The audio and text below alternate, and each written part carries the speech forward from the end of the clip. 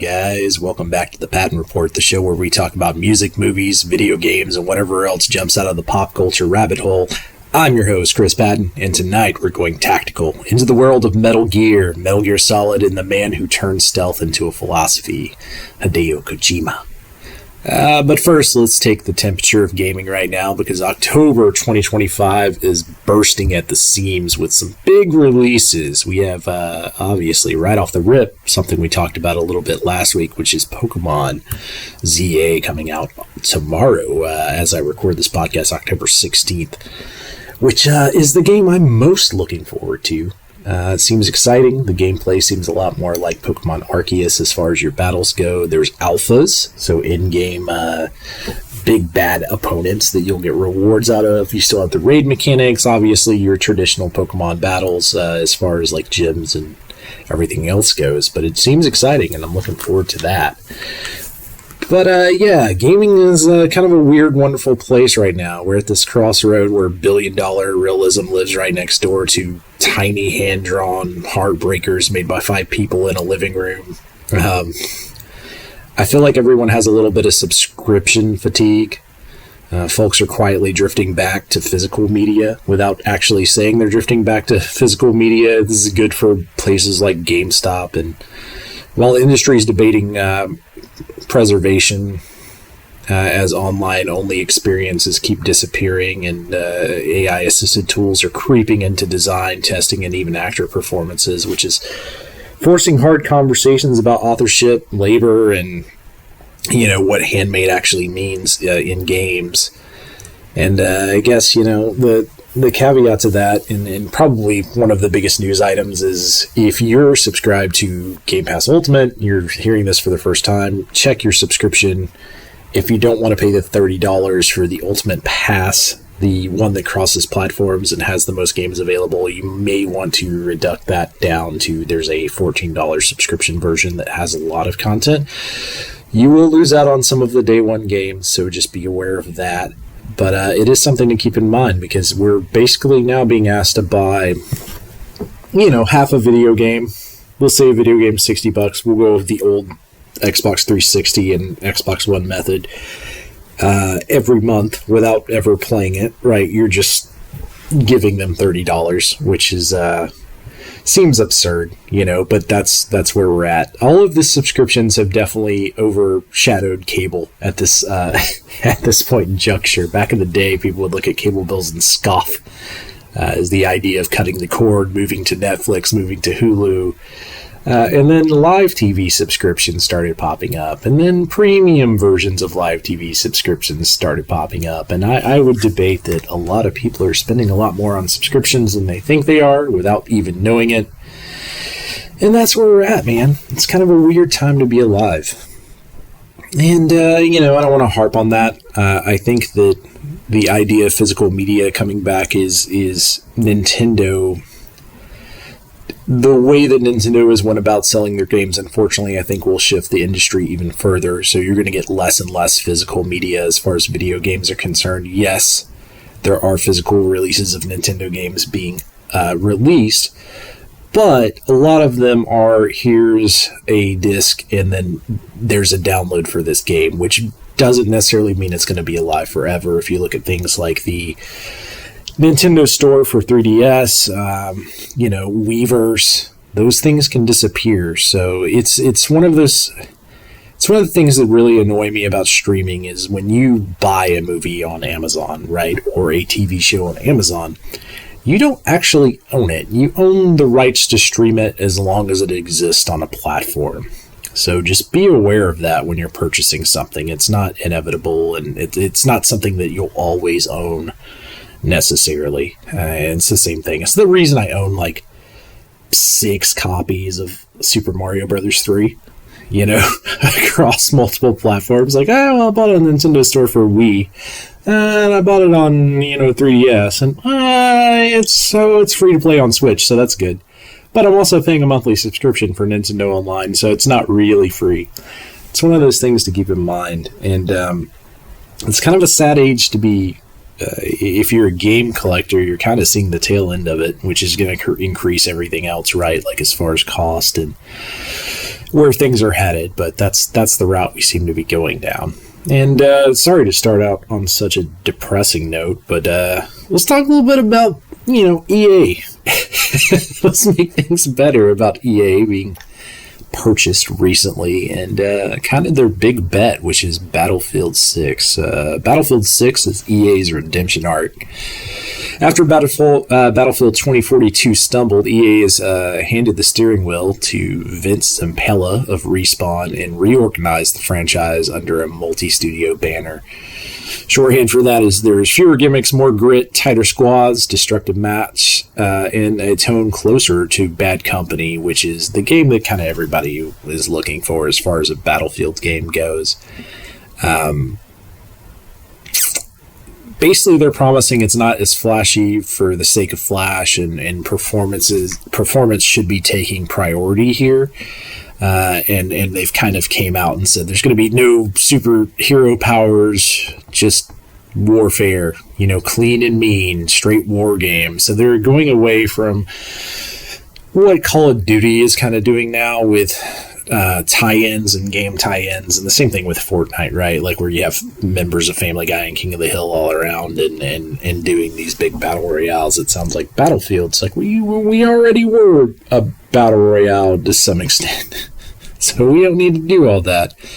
So the idea is keeping the tone more clear to what they were going for originally, and communicating that clearly, and then trying to get back some of the lapse spans from their gameplay. The problem is I think that, a lot of people have moved on from Battlefield. I don't know if it's really hard to do a war game after you've played 100 war games. Like what can you do differently? And that's where, Call of Duty's at even with their story modes in Call of Duty. They've gotten kind of crazy, to the extent like it's psyops. You're kind of half android. It's getting very Metal Gear Solid, but that's kind of the thing. It's like where do you go from there, right? Like, have you hit everything that you can tell in World War II or World War I, and how interesting can you make that? And obviously this is going to be a bit different, but I think that's part of the problem, and they have spent a ton of money producing this game. And they were recently just bought by, what is it? I don't want to say this wrong. It's the same company that pays WrestleMania each year. It's a Saudi entertainment fund, and I'm not saying that lightly. I don't have the information pulled up in front of me, but basically it is a fund to stimulate entertainment within, Saudi. They do this for the WrestleMania is also another one of these WWE kind of things, but they own EA now. So EA, which was a company that was in debt, gets bought up, and this is the biggest thing on their roadmap. So it's interesting to see what will happen with that, and what kind of changes will come to that game versus what the idea of the game was, because they were leaning away from cosmetics and bringing in individual characters and those kind of things, trying to bring it back. Like I read there, the idea of the game would be bringing it back to more like an older version of Bad Company, whereas EA's recent model has been, hey, we should sell some cosmetics, we should sell some packs. Do you like football? How about you open some packs? I don't want to front on it too hard, I haven't played it yet. I don't know what it's going to look like. I don't know that it'll get released on time. We will see. All of that is up in the air. Let's go into the release radar here a bit. Battlefield 6 is set to be released this month on PS5, Xbox Series X and S, PC, and Steam. Not on Game Pass at launch. Likely available later on EA Play, which is another thing about the Game Pass. If you pay for the Game Pass Ultimate, you're technically getting EA Play, but EA Play is not releasing day one games. So, just keep that in mind. We also get Assassin's Creed Mirage, Valley of Memory. That's coming out with, that's a free DLC that will be available on, I believe, November 18th. I have November 18th here. I think it may be a little earlier depending on what platform you're on, but it will be PS5, PS4, Xbox Series 1, and obviously PC. and that's from Ubisoft and Epic. Guild Wars Vision of Eternity, October 28th, PC. This is a PC only release that has not transferred to console. I don't know that it lends itself great to console anyways. But yeah, the next game on the list is Power Wash Simulator, coming out on October 23rd. That's on PS5, Xbox Series X and S, Switch, PC, and day one on Game Pass and Cloud. This one I'm actually excited about. I love comfy, cozy simulator games, and this is one of the best. I really enjoyed Power Wash Simulator, the version that came out. And it goes from you're doing all your power wash missions, washing these houses and cleaning cars and doing all that, and then it becomes, almost Animal Crossing as far as just decorating homes and doing that. And it's a game that's easy to get addicted to. I'm excited to see what they've done to have a part 2. But it's a game that I'll probably dump, 6 to 8 hours in easily. Once Upon a Katamari, sorry, not Once Upon a Time, but Once Upon a Katamari is coming out October 24th. That's on PS4, Xbox Series X and S, Switch, and PC. I've never really played any of the Katamari games. I always thought they looked super neat looking at them, and I have friends that swear by them and think they're incredible games. I don't know. Never played it, but that's exciting if you're a Katamari fan. It should be on all platforms and available to everyone, which, as far as I know, the originals were, PlayStation-only releases. It's been years since I even thought about Katamari. But, yeah, that's cool. And then we kind of talked about this one a little bit last week, which is Ninja Gaiden 4, which is October 21st. PS5, Xbox Series X and S, and it's on PC. And then just some outliers there. We talked about Pokemon Legends EA. That's out. Little Nightmares 3 is coming out. Bloodlines 2 and The Outer Worlds 2, which we talked about on last week's episode, will all be available to you. The translation of all that being wallets are screaming, SSDs are crying for mercy, and your coffee budget just doubled. It's backlog season, kind of already drowning, maybe in a good way. Who knows? Let's get into a little bit of TV, what I've been watching, which is Monster, the Ed Gein story. This one's probably going to split a room as far as my review on it. Monster, the Ed Gein story isn't a documentary. It's dramatized. It's a stylized psychodrama built to haunt your peripheral vision. The Netflix version of Gein is cold and withdrawn. Laurie Metcalf's Augusta is a storm cloud you can't escape. And visually, it leans into sepia, rot, and winter gray. Thematically, it's obsessed with how Gein's crimes became the blueprint for American horror like Psycho, Texas Chainsaw Massacre, Silence of the Lambs, Pieces, pretty much anything that has a cannibal and or someone obsessed with his mother as far as horror films go. What works for me in the show is the mood, kind of the period details that they go into and the way the show frames the influences of those other films. What I don't like is the main character, which you're not supposed to like to some extent, but the way that Jax from Sons of Anarchy decided to take this voice, it is hard for me to get over, especially if you've heard any of the Ed Gein interviews. It's nothing like his voice. It's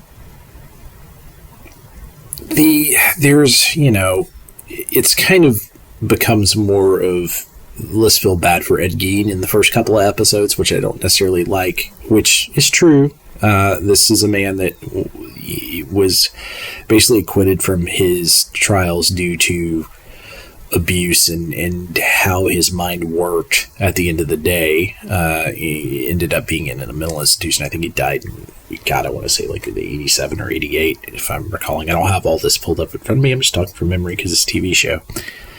And, it's just like it feels like they could have done so much more. When you look at like Evan Peters' retale of the show that they did with Ted Bundy and how good that was done and how well it worked on so many levels, this just kind of misses the mark. I think it looks really good. There's definitely some cool artistic cinematography and things of that nature, but it's not something I would be super stoked on watching. And I haven't finished it yet, so I'm on like episode 3. There's a lot of things that is kind of smearing fact and fiction. I think they made the scene with him and his brother a little too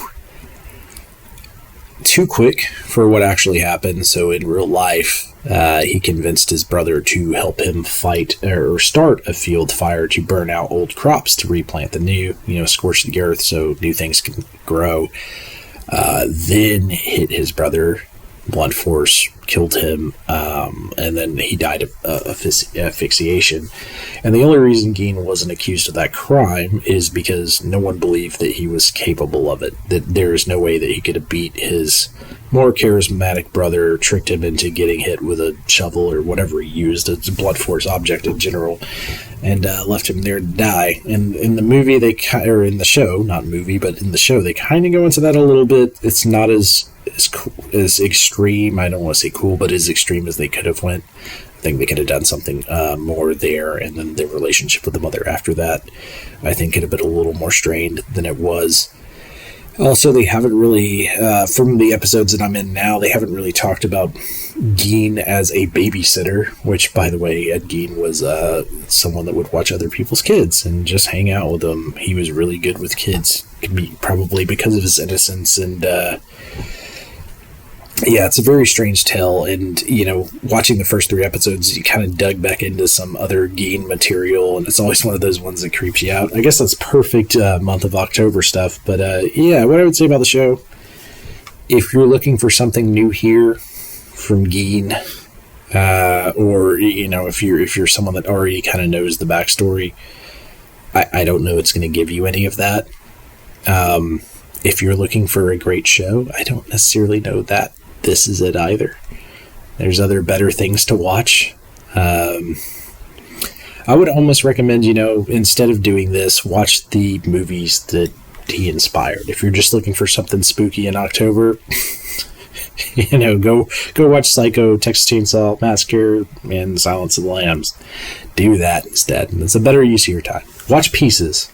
Pieces is really great. It's underrated. I think it is still on Shudder, whereas some of these others are on multiple streaming apps, so I'm not going to go through all of those. Quick detour for my fellow music nerds. Rush is coming back for a limited run. After Neil Peart's passing in 2020, it felt like the final chapter of this band has been written, right? Like that they were done. They called, I believe, what was it, R40 in 2015 was going to be their last tour because they knew they had a limited time with Neil. But Geddy Lee and Alex Lifeson are taking a careful, respectful step onto stage again with 50-something tour, and this coming year in 2026. On drums, they have Anika Niles, who is an incredible drummer, a precision monster with polyrhythms and just an insane. If you're a music nerd, you want to hear a crazy drummer. She is a crazy drummer. The last tour being in 2015 was a farewell because Neil didn't want to perform below his standards. It's kind of what I was getting at, is it seems like they kind of knew his health was declining. But now with his family's blessing, the band is framing this as a celebration, something to be seen. Fewer dates, more meaning. Expect the songs to lean on parts of the catalog where reverence, not spectacle, carries kind of the moment. So expect it to be a lot of the hits. A lot of the hits. It's going to be really cool to see how they handle that when it comes from. It's probably not something I'm going to be able to go see. I have not seen any Atlanta tour dates, and I'm sure the tickets will be astronomical. I know they're doing several shows in New York, so if you're in the New York area, it's kind of a once-in-a-lifetime thing. Rush with a different drummer. It'll be very, very good. I wouldn't think that they would do anything else. So I guess going from drum solos to Codec calls, let's talk about some Metal Gear. Right? That's the big topic of today. As promised last week, we're talking about Metal Gear. We're going to talk about Metal Gear Solid. We're going to talk about Hideo Kojima and some of the crazy things that he's gotten into over his life. And by crazy things, I just mean weird development ideas. But we'll get into that. Metal Gear begins out on The Birth of Stealth. some might say. Began on the MSX2, later ported to the NES and various platforms since then. But Metal Gear begins with a constraint. The MSX2 couldn't push full screen of enemies and or smooth scrolling. Kojima's answer, being the mad genius that he is, wasn't to fake it, but to subvert the genre. You're not the Storm, you're the Shadow. Solid Snake, a rookie operative, parachutes into outer heaven to find missing Agent Grey Fox and destroy a project codenamed Metal Gear. The loop. You study guard routes, abuse line of sights, and only fight when you must. Items matter, rations are for healing, mines for choke points, silencers to keep your footprint small, radio calls, your lifeline, do double-duty mechanics, tutorials, and world building. Every keycard is both progress and paranoia. Did you miss a door? 5 screens back. Better check. Gotta go back. It's a interesting game. It's an interesting game in a time period in which you have Contra, right? Contra being a side-scroller in a similar vein of you're a war hero, let's go win the war. But a very different take on it. A very different idea and ideology of what would end up being, Metal Gear Solid versus Metal Gear 2, as some might say. But it's what a weird thing.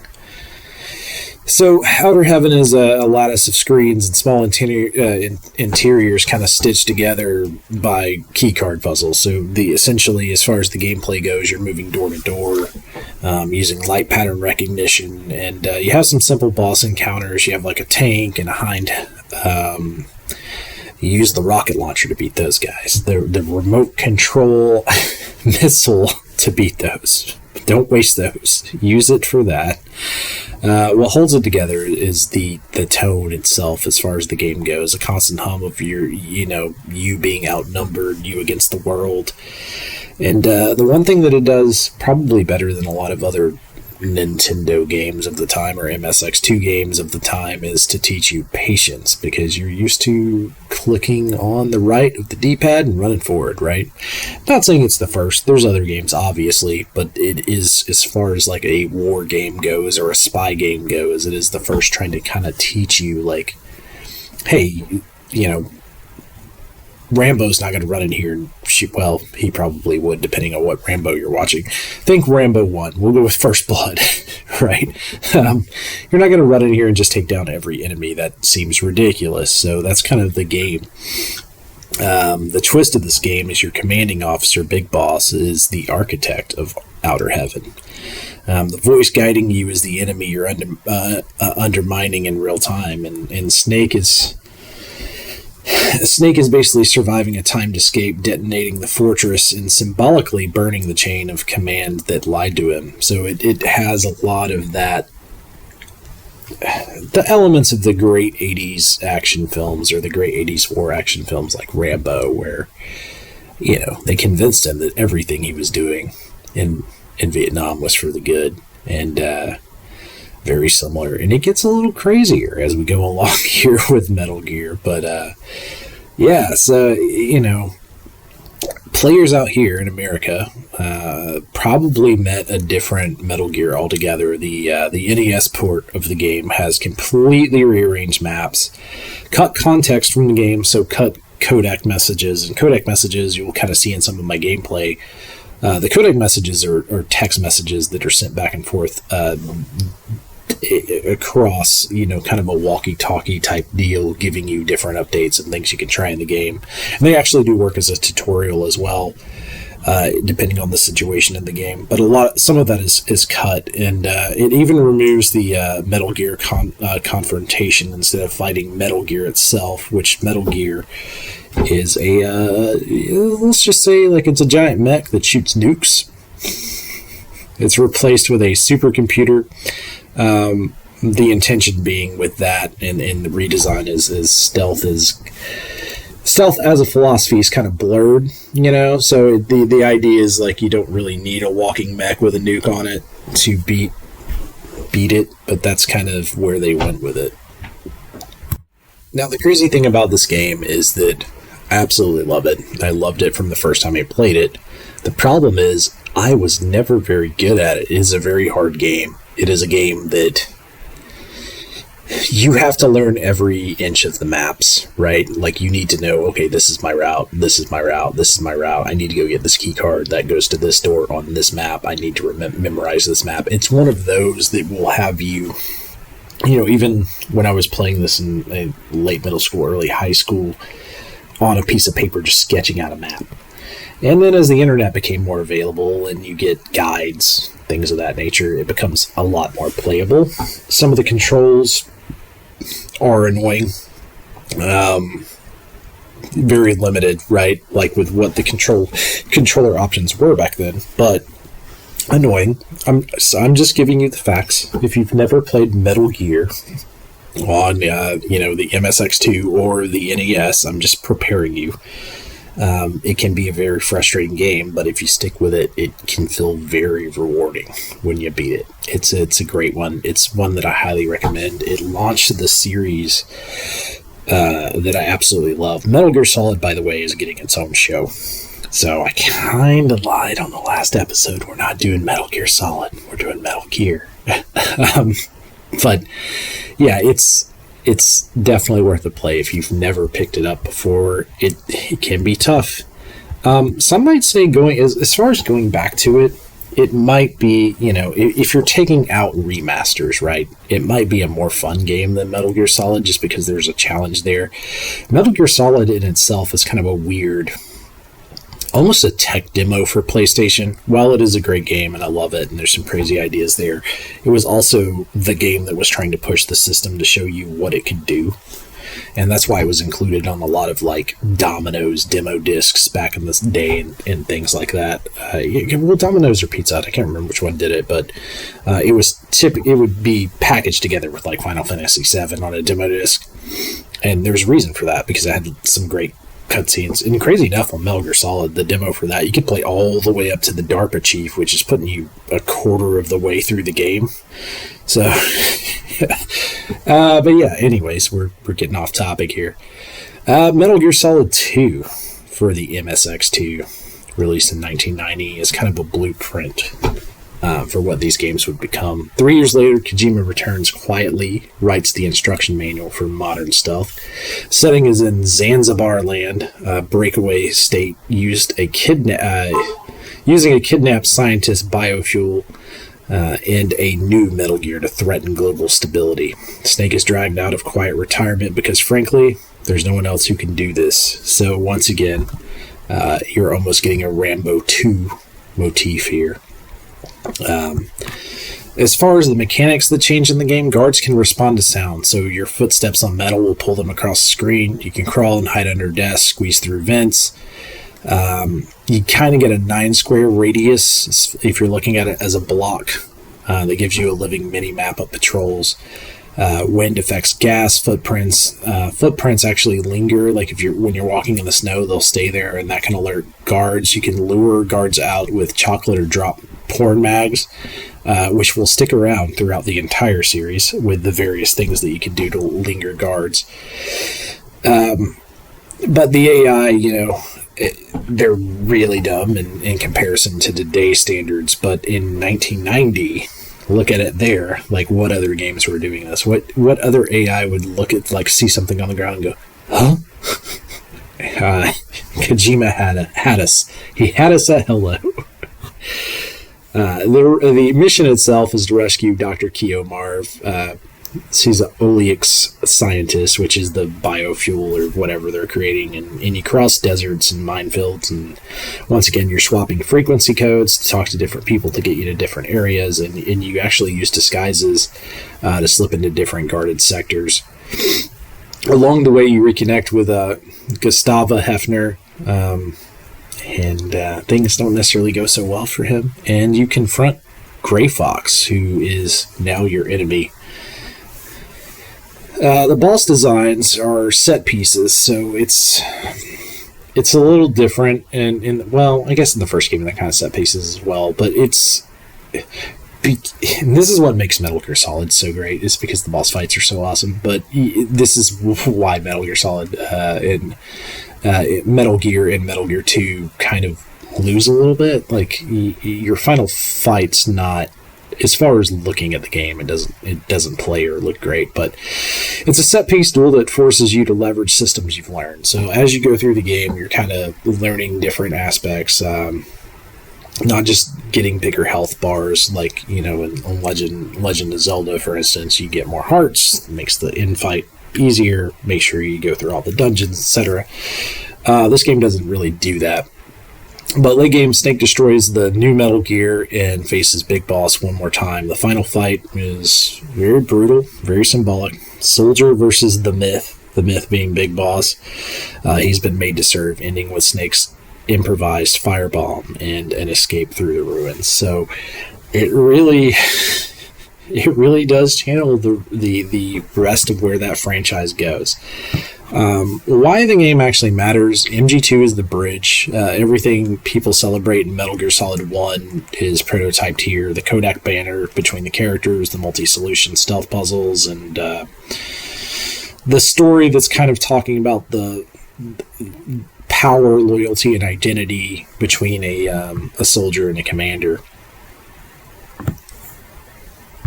It's a tough game to get through as well. It's one that is worth your time. It's worth spending that additional time to play.